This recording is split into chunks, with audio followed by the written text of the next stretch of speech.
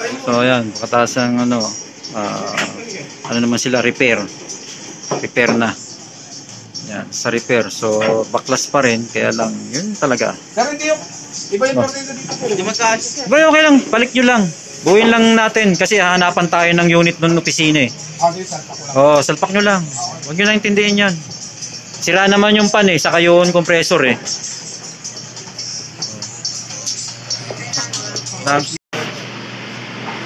So, iniwan nyo. Sila na lang natira, oh. Overtime. Ayan. Yung dilawa dyan, ha. Yan yung bulb namin, no? Okay, buksan mo na yung tangke. Sarado na yung gauge, ano? Sarado to. Sige, buksan mo to. Konti lang. Sige, buksan mo todo mo lang. So, binuksan nyo na yung tangke, di ba? Mag-purge ka ron. Yung dilaw, yung gitna. Yung gitna, tanggalin mo ng konti. Pasingawin mo. Ibig sabihin, pasingaw. Basta may marinig kang sumirit, sarado mo ulit. Yan, tama na. Sumirit na. Lumabas na yung hangin na iba eh. Yan. Tapos yan. Yan naman na to. Buksan mo na yan. Isa lang. Yung low side lang. Tapon, konti. Tapon. Ito. Itaob. Taob. 1, 2, 3. Balik ulit sa dati. Sige, isa pa. 1, 2, 3. Sige, balik. Natulak niya yan eh. Naman, kakarga ka ng running, sir. Sige. Yung low side yung naka-off. Ayan, okay na yan. 150, no? To 155. Okay na yan. Starting pressure not running. Wala tayong nababasa sa low side, ha? Talagang sagad yan.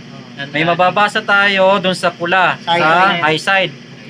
Ayan yung sinasabi na standard pressure not running. 150 to 155. Hindi tumatakbo yung unit.